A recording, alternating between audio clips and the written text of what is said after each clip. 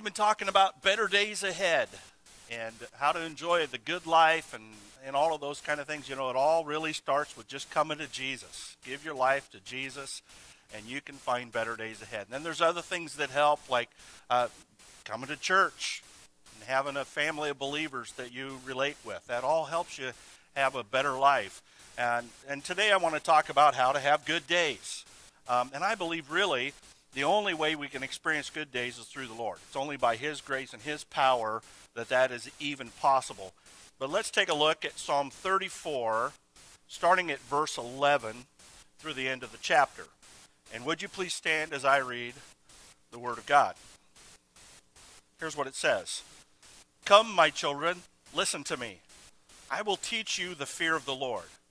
Whoever of you loves life and desires to see many good days, keep your tongue from evil and your lips from speaking lies. Turn from evil and do good. Seek peace and pursue it. The eyes of the Lord are on the righteous, and His ears are attentive to their cry. The face of the Lord is against those who do evil, to cut off the memory of them from the earth. The righteous cry out, and the Lord hears them. He delivers them from all their troubles. The Lord is close to the brokenhearted and saves those who are crushed in spirit. A righteous man may have many troubles, but the Lord delivers him from them all. He protects all his bones. Not one of them will be broken. Evil will slay the wicked. The foes of the righteous will be condemned. The Lord redeems His servants. No one will be condemned who takes refuge in Him. All right, you may be seated. I'm going to focus in primarily on the first few verses here. It addresses the question of how to have good days. And it dives right into it. Whoever of you would like to have good days, first point is control your tongue. That's what he says right after it. If you'd like to have good days, control your tongue. Keep your tongue from evil and your lips from speaking lies. And 1 Peter chapter 3 actually says something very similar. Let me read verses 10 through 12 in 1 Peter 3. It says, whoever would love life and see good days must keep their tongue from evil and their lips from deceitful speech. They must turn from evil and do good. They must seek peace and pursue it. For the eyes of the Lord are on the righteous, and His ears are attentive to their prayer. But the face of the Lord is against those who do evil. I think Peter probably was quoting from Psalm 34 here, because it's almost verbatim. But control your tongue. Now, I've noticed over the years, in ministry and in life in general, that people who use their tongue for speaking evil are people who are not very much in love with their life. They tend to be angry and bitter and negative people. Have you ever noticed that too? The ones that have a hard time controlling their tongue, that's usually the way it goes. They dislike their lives to such an extent that they want to make everyone else's miserable as well. Don't you love people like that? Right. Well, one of the most difficult things in life is to control our tongues. That's a hard thing to do. Somebody said usually the first screw that gets loose in a person's head is the one that controls the tongue. Yeah. Another story is about a young man who was sent to Socrates to learn oratory, or how to speak. And on being introduced to the great philosopher, he talked so much that Socrates asked for double fees. He says, why charge me double? And Socrates replied, because I must teach you two sciences. One, how to hold your tongue, and second, how to speak. And the first science is much more difficult. Controlling your tongue, that's harder to do. If you want to have a good day, then you need to learn to control your tongue, because I guarantee you, if you say the wrong things, you're going to have a bad day. Okay? The Bible talks about the tongue and the things we say quite a lot. Let me just give you a few references. In Proverbs 10:19, it says, when words are many, sin is not absent. Okay? Proverbs 11:12 says, a man who lacks judgment derides his neighbor, but a man of understanding holds his tongue. Proverbs 13:3 says, he who guards his lips guards his life, but he who speaks rashly will come to ruin. Proverbs 15:1, a gentle answer turns away wrath, but a harsh word stirs up anger. The Bible really talks a lot about our tongue and the things we say. So for better days ahead, we need to control our tongues. Now, how can we learn to control our tongues? Well, there's a story about a gal who was known to be one of the worst gossips in the community. And she went forward to the church altar at the end of the service and said to the preacher, "I'd like to lay my tongue on the altar." To which the preacher replied, "I'd like to help you, but the altar is only 15 feet long." Well, she had the right idea at least. Lay your tongue on the altar. James chapter 3, verses 7 and 8 says this: "All kinds of animals, birds, reptiles, and creatures of the sea are being tamed and have been tamed by man, but no man can tame the tongue." Did you hear that? No human being can tame their own tongue. The Lord is the only one who can do that, so we need to let him help us control our tongues. So the idea of lay your tongue on the altar, while that's a humorous story, is really quite proper. Just give it over to God. Lord, help me. In fact, we need to pray these kind of prayers. Lord, help me keep my mouth shut. Sometimes that's a really good prayer. Or another one is, Lord, help me to speak only words that heal and bless, encourage and help. We need to pray those kind of prayers. Control our tongues. And the second thought today, if you want to have a good day, turn from evil and do good. Okay, pretty simple. Verse 14 talks about this, turning from evil and do good. We're not only to not speak evil, but we're to turn from evil. And in 1 Peter chapter 3, where he kind of quotes this, some translations use the word eschew evil. E-S-C-H-E-W. Eschew evil. And it literally means go out of the way of. Okay? So we need to go out of our way to avoid or to abstain from evil things. Not just barely get by, but totally avoid it. Okay? If this microphone is evil, I don't want to just kind of avoid it. I want to avoid it. You see the word picture there? That's the idea of avoiding evil. And I think too often we do the kind of close drive-by, like, I'm avoiding evil. You see? But the scripture tells us to really avoid evil. There's a story, this is another funny one. A traffic court in a large city, a young lady was brought before the judge to answer for a ticket that she got for driving through a red light. And she explained to the judge that she was a school teacher. And so she would like him to kind of expedite her case so she could get to her class. Well, a wild gleam came into the judge's eye and he said, "So you're a school teacher. Madam, I shall realize my lifelong ambition. I've waited for years for a school teacher to come into this court. I want you to sit down at that table and write, I went through a red light 500 times. Classic. How many ever had to write something like that? Yep, I did too. I will not do fill in the blank and write it over and over again. Well, she wasn't having a good day because here she is in court. But the truth is, it was her own fault. She ran the red light. And so now she's having a bad day because of it. If we persist in doing evil, in doing wrong things in life, we're not going to have good days. It's just pretty simple mathematics here. Horatio Bottomley was serving a prison sentence for embezzlement. Okay, I don't really know who this guy is, but I found this story about him. And one of his friends visited him in prison and saw him sewing mail bags as part of his sentence. Okay, and this guy used to be a prestigious leader. Now he's in prison sewing mail bags because of embezzlement. And his friend says, "What? Bottomley sewing?" And he replied, "No, Bottomley reaping." You see, that's the truth. He was reaping what he had sown in life. He was paying for his life of crime. He was not having a good day because he put himself in that situation. Galatians chapter 6, verse 7 says this: "Do not be deceived.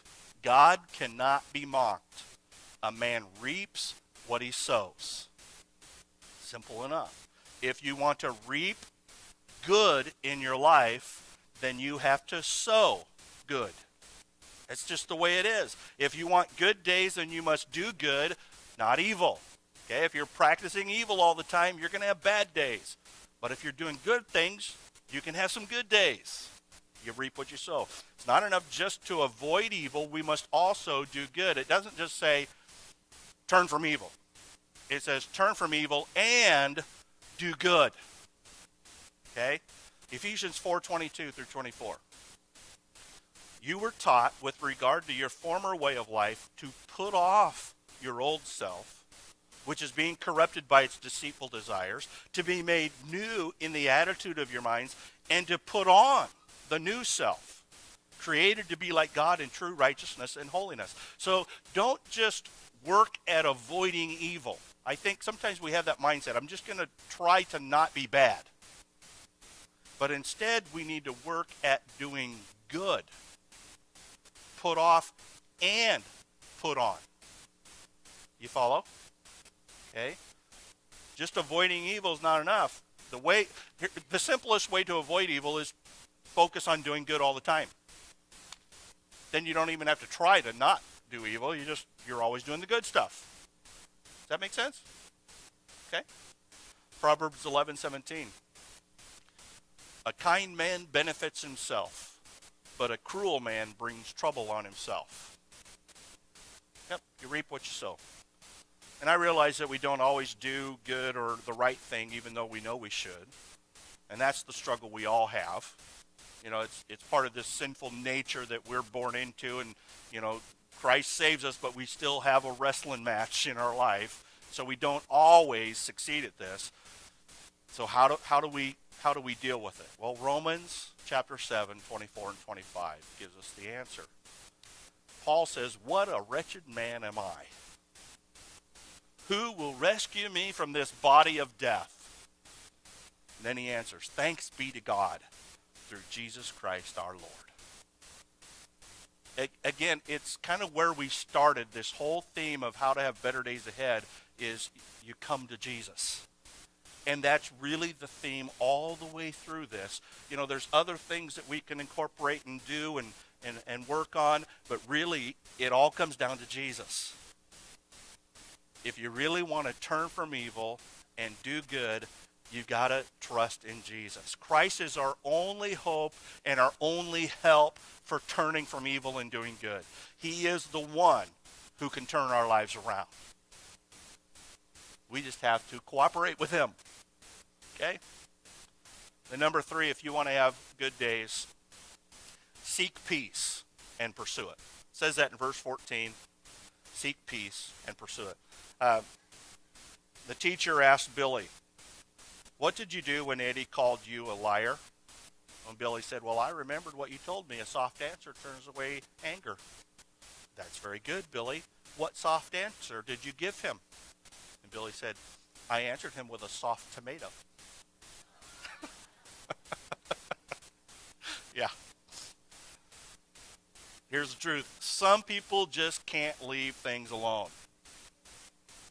Some people are always on the defensive and ready to snap back at anyone for anything they don't like. Okay? And I've heard it said that it's not how we act in life that shows how much of a Christian we are. It's how we react in a situation that really tells a story about our Christianity. I like that. I think it's both. But the reaction oftentimes reveals what's really in your heart. Okay? Many Christians can act good generally, but if you put them in a bad situation, they react badly. For example, you're driving down the interstate, you're in the passing lane to get around a semi, and just before you get to the semi, another car swerves out in front of you to get past the semi before you do. What's your reaction? Yeah. You might scream or holler, call them names. You know, the true you's starting to come out a little bit. It's hard to seek peace in that kind of situation, isn't it? And there's a lot of examples in life where things just go wrong. And how do you react? Well, Hebrews 12:14 says this: make every effort to live at peace with men and to be holy. Without holiness, no one will see the Lord. Make every effort, okay? Get this. It is not easy to seek peace. It takes diligent effort. That's why he says, make every effort to be at peace, because it's not easy. And Jesus said this: blessed are the peacemakers. There's a blessing when you're the peacemaker. If you will make every effort to be at peace with others, you will bring peace into your own life, because you reap what you sow. So if you want to have a good day, work at being at peace with people. Just don't you think that really when we're having a bad day, most of the time it's a relational thing that's giving us the bad day most of the time? I mean, sometimes there's health issues and that's just you. But usually if you're having a bad day, it's because you're at conflict with somebody. Right? Most of the time. So let's work at peace. Work at it. Husbands and wives, you got to work at it. Okay? Naomi and I have now been married 30 years. Yes, thank you. And it's been a good marriage.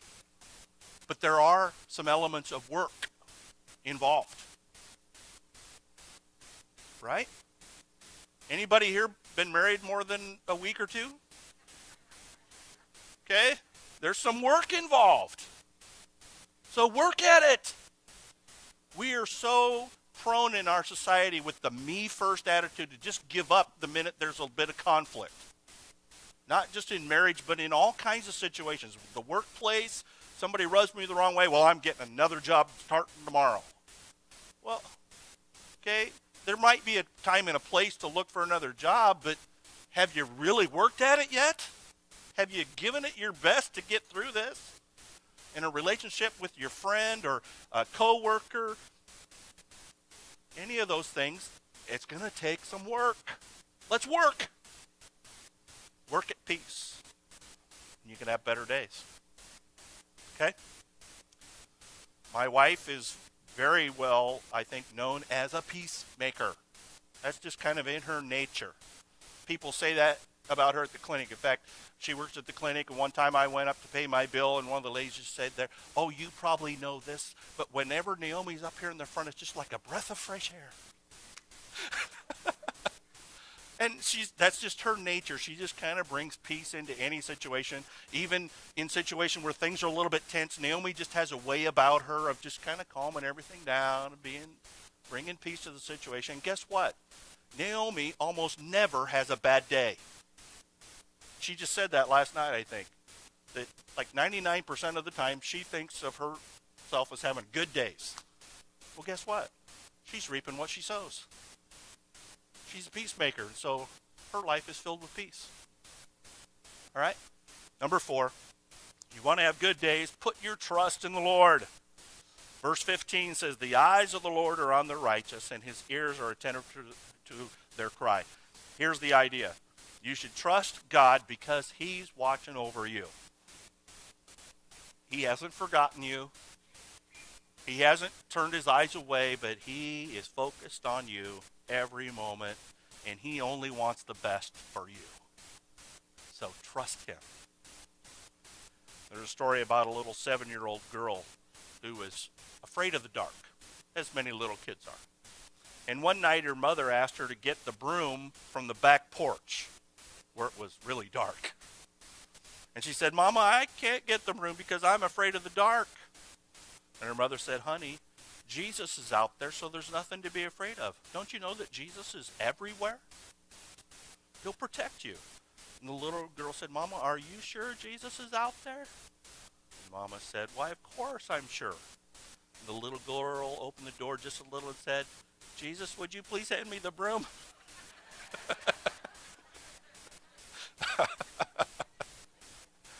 Yeah, she's a thinker. The truth is, the Lord is with us everywhere because he is everywhere. We are never out of his sight. We are never out of his care. The eyes of the Lord are on the righteous, and his ears are attentive to their cry. God is always right there. D.L. Moody said this: trust in yourself, and you're doomed to disappointment. Trust in money, and you may have it taken from you. Trust in your reputation, and some slanderous tongue may blast it. But trust in God, and you are never to be confounded in time or eternity. That's the truth. Many things can fail, but God never fails. Never. And there have been times when all of us have probably put our trust in some person only to find they let us down. Right? People have let me down before. I'm sure people have let you down before. Sometimes maybe we're the one who has let somebody else down. Okay? So here's a kind of a side point. We need to be trustworthy. Okay? We need to trust each other. But listen to this. Our greatest trust must be in the Lord. Even though people can fail us and turn against us sometimes, the Lord never will. The Lord is totally trustworthy. There's a story years ago about a train that was passing through a dark, stormy night. And the people were kind of nervous because, I mean, it was a major storm going on. They were all kind of nervous. Lightning was flashing. Thunder was frightening. The fear and tension among the passengers was obvious. But there was this one little boy sitting all by himself who seemed to be totally unaware of the storm around him. Okay? Now, this was back in the days before we had iPads and all of that. He didn't have headphones in or anything like that, okay? But one of the passengers spoke to him and said, "Sonny, I see you are alone on this train in the midst of this storm. Aren't you afraid to travel all alone on such a stormy night?" And the boy looked up with a smile and said, "No, sir, I ain't afraid. My daddy's the engineer." Yeah. When your daddy's the engineer running the show, you don't have to worry. So if you want to have good days, put your trust in your heavenly daddy. He's running the show. He's the engineer. He knows what's going on. So lean on him. Talk with him constantly. Trust God. Are you having more bad days than good ones? Well, here's a 4-point recipe that you could try to have better days. Control your tongue. Let's start there. Turn from doing wrong and focus on doing good instead. Seek peace with everyone at home and at work. Work at it and put your trust in the Lord. Surrender to him. Do what you know he wants you to do. And perhaps you'll begin to see some better days. It's really not all that complicated, is it? I mean, when you put it in 4 little points like that, that doesn't sound so complicated. And really the first 2 are, I said that really the only way you can do that is by just giving it over to God anyway. So how much of it's really on you? It's almost all on God. You just got to give it over to him. He'll help you control your tongue. He'll help you avoid evil. He'll show you the good things to do in your life. If you just start your day by saying, "God, I don't want to just avoid evil today, but I want to do good," God will give you some stuff to do. Ta-da! Here you go. And then just do those things. Seek peace. Work at it. Peace doesn't come naturally. You ever seen 2 toddlers with 1 toy? Okay? War comes real easy. Peace takes effort. Okay? And then ultimately it's all about trusting God. I just can't get away from that. We start here, you come to Jesus, and we keep on going here. We just keep coming back to Jesus because that's how it all works anyway. Give it all to the Lord. Amen? All right, would you please stand? And let's pray. God, I want to thank you that you have some ideas about how we could have better days. We don't always have to go through life in a miserable fashion. But if we'll put our trust in you, if we'll lay our hearts and our tongues on the altar, you can help us have better days. Lord, I pray that if there's anybody in the room today that feels like their life has just been a series of bad days, that you would give them grace to find peace and to really trust you wholeheartedly and see better days ahead. Lord, help us to do our part, which really is pretty simple, just giving it over to you. But sometimes we want to hang on and try to control everything ourselves. So help us, Lord, just to let go and let you lead us. And I know following you is the place to be. We want to be in your shadow, following you. Give us grace to do that, I pray. In Jesus' name, amen. All right. God's blessings on you. Have a great week. If you're available, please join us across the hall for lunch today. See you next time.